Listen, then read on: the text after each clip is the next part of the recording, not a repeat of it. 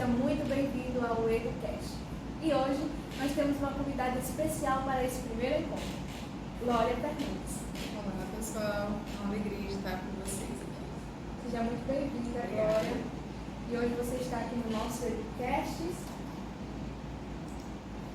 dia 25, sexta-feira. Nós estamos no mês de agosto, o mês de agosto lilás, né? E hoje esse mês ele conscientiza sobre a violência contra a mulher. Glória, hoje você vai entrar num quadro chamado Google Pergunta. Nossa, Google Pergunta. Preparada para a primeira? Preparada? É.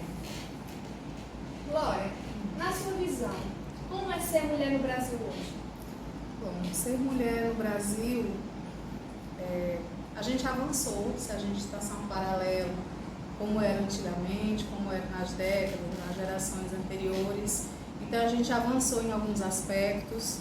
Hoje, por exemplo, nós mulheres somos mais representadas no mercado de trabalho, podemos exercer a nossa independência financeira, mas a gente ainda tem muito a avançar, né? Existem preconceitos, existem barreiras que nós ainda não superamos, mesmo em 2023. Então, eu posso dizer que ser mulher no Brasil é uma superação, é algo que precisa ser batalhado no dia a dia para sermos mulheres realizadas, né? Em várias circunstâncias. Muito bonito. Próxima pergunta. Google pergunta: qual a conquista mais importante do passado? Qual a conquista mais importante do passado que você considera? Do passado, se a gente considerar aí bem no início, as primeiras gerações aí de mulheres, eu diria que foi a conquista do voto feminino. Foi algo bem atrasado em vários outros países. Essa conquista foi bem mais realizada de uma forma bem mais recente. No Brasil, só em 1931, que foi permitido, né, que nós mulheres pudéssemos votar. E é um direito muito importante, porque é um direito de ser cidadão, né, de exercer a sua cidadania. Então, se eu fosse escolher eu acho que seria isso, o direito ao voto. É o mais importante, né? É bem importante. Qual o maior problema que as mulheres enfrentam hoje? O que poderia ser feito para resolver? Duas perguntas em uma, né? Eu diria que o maior problema que a gente enfrenta é uma das campanhas do Agosto Lilás. Nós mulheres ainda passamos por muitos tipos de violência. Violência física, violência psicológica, dependência emocional, que muitas vezes cerceia a nossa dignidade, a nossa vontade de realizar os nossos sonhos, né? Então, a gente pensar aqui, né, nesse estúdio, nesse local, temos 3 mulheres aqui presentes. Nós somos privilegiadas, porque estamos aqui bem vestidas, alimentadas, estamos num ambiente escolar, né? E muitas mulheres no Brasil ainda não têm. Então, não era para ser um privilégio, era para ser um direito, né? Aí todos teriam os mesmos direitos. E aí, como resolver a questão da violência contra a mulher? A gente precisa que os homens, que são os principais responsáveis por essa violência, eles se tornem aliados, em vez de sermos vilões da história, né? Os agressores da história. E aí a gente só modifica as pessoas com educação e colocando também a questão da coerção. Para quem cometer esse tipo de violência, realmente passar por um processo de julgamento, de ter uma prisão decretada e também um sistema prisional que regenere as pessoas. Não adianta nada você prender uma pessoa e aí ela sair pior da prisão, né? Então a gente tem que pensar nisso também. Leis mais duras, mas leis que também façam com que essas pessoas que cometeram esse delito tenham uma segunda chance. Uma conscientização. Exatamente, uma conscientização melhor. Eu acho que seria uma das coisas que poderiam ser feitas para resolver. Verdade. Próximo. De acordo com o G1, as maiores vítimas de violência são mulheres negras e jovens. Como você entende esse quadro? Esse quadro ele não é tão difícil de se entender. É até uma resposta simples. Mulheres negras são mais vulneráveis financeiramente, psicologicamente. Elas estão muito à margem da sociedade, né? E acompanhando algumas influenciadoras negras, elas usam até um termo, que é a solidão da mulher negra, que ela mal consegue se relacionar, por exemplo, porque ela sofre rejeição tanto dos homens brancos, pardos, quanto dos homens negros. E aí essa solidão se torna cada vez maior. E o jovem geralmente está ligado à questão da marginalização também, né? Ficam muito à margem da sociedade e também é um grupo muito vulnerável. O grupo de jovens é muito vulnerável. Você não tem sua independência financeira, não tem a sua independência psicológica. Então, junto esses dois grupos, eles acabam sendo os mais vulneráveis. Os demais grupos também sofrem alguns tipos de violência, mas eles têm uma rede de apoio. Então, se uma mulher branca, de classe média, rica, ela sofre uma agressão, e com certeza ela sofre, ela vai ter toda uma rede de apoio, né?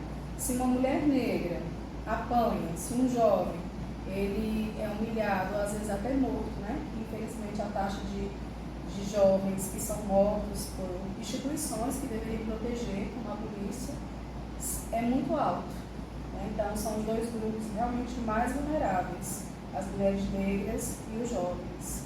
E esse quadro, infelizmente, é esse, é devido à questão da vulnerabilidade social.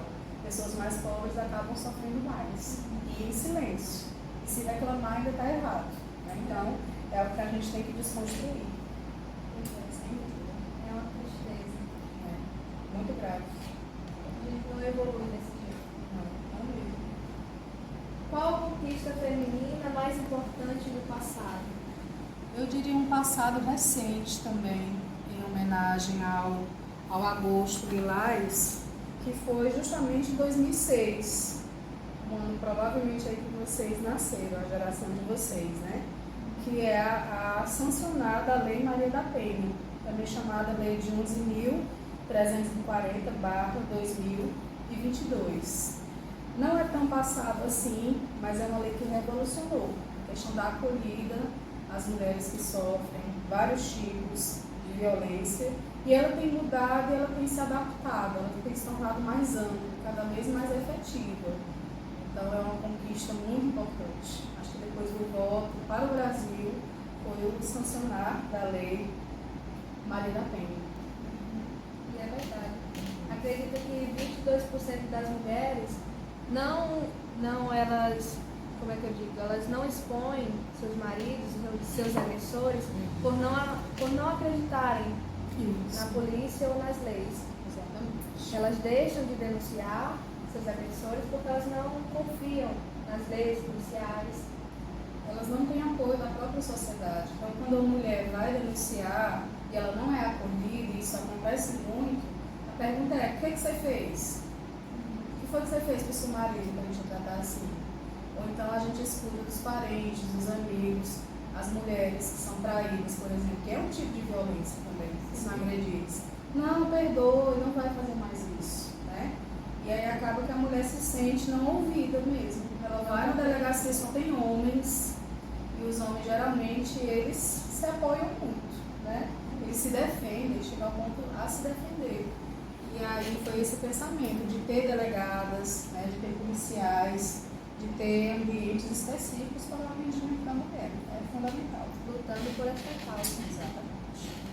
Aí agora, por quê? Essa conquista, Sim, o porquê dessa conquista da lei?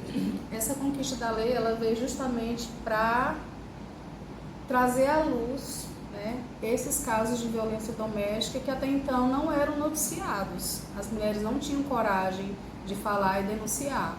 E aí essa mulher em específico, a Maria da Penha, ela sofreu 2 tentativas de assassinato. Então, quando uma pessoa é icônica, tem o número da lei, mas essa lei ela recebe como se fosse um apelido, né? E aí ela representa um grande número de mulheres que precisam ser defendidas, que a lei precisa amparar, que o Estado precisa ajudar. Então, eu acho que esse é o porquê eu ter escolhido a Lei Maria da Penha como destaque. Foi uma boa escolha. Obrigada. Pronto, eu vou passar um poder em suas mãos agora. Opa! passa esse poder. O poder é o seguinte: o que você mudaria nas leis do Brasil para a maior proteção de mulheres que sofrem agressão? As leis brasileiras, elas são muito boas, elas são bem redigidas, né? O que elas precisam ser? Colocadas em prática. Então a gente precisa de mais delegacias com mulheres trabalhando. A gente precisa que mais mulheres consigam entrar no mercado de trabalho. Então eu vou começar desde cedo. Ter creches, porque muitas vezes as mulheres deixam de trabalhar, se tornam dependentes dos maridos, dos namorados, dos parceiros. E essa dependência ela é perigosa para a mulher, porque uma vez que você depende, você fica à mercê de outra pessoa, ela está sendo boa ou ruim com você.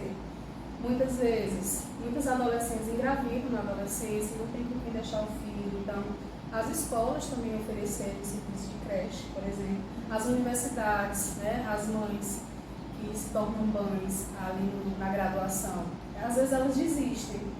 Aí ela já vai deixar de ter um emprego bacana, paga-se muito melhor, porque ela teve filho, é importante cuidar do filho também.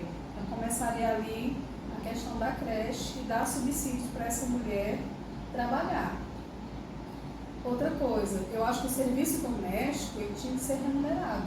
Você já percebeu que a sociedade ela não dá prestígio para as pessoas que fazem atividade doméstica, né? Ah, sou dona de casa. Ah, você não trabalha? Gente, o tanto que a dona de casa trabalha, você não tem noção. E se tem filhos, é aí que trabalha de verdade. Então eu acho que as mulheres que trabalham como dona de casa precisavam ser remuneradas e reconhecidas. Receber mesmo um salário e ser independente nesse sentido, né? Então tem toda essa parte aqui, envolve a questão da maternidade, da mulher, porque nós mulheres exercemos vários papéis na sociedade. E como eu falei, as leis, elas já são muito boas, elas são muito bem escritas, elas só precisam ser colocadas em prática.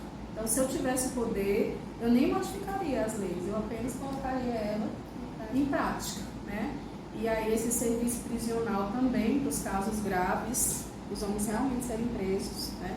Mas passarem por esse processo de regeneração, vamos dizer assim, porque eu também não voto no sistema prisional brasileiro, ele é muito ruim também. Você entra uma pessoa ruim e sai uma pessoa pior, entendeu? Então, pensar também como a gente vai fazer para regenerar essas pessoas, como é que a gente vai educar.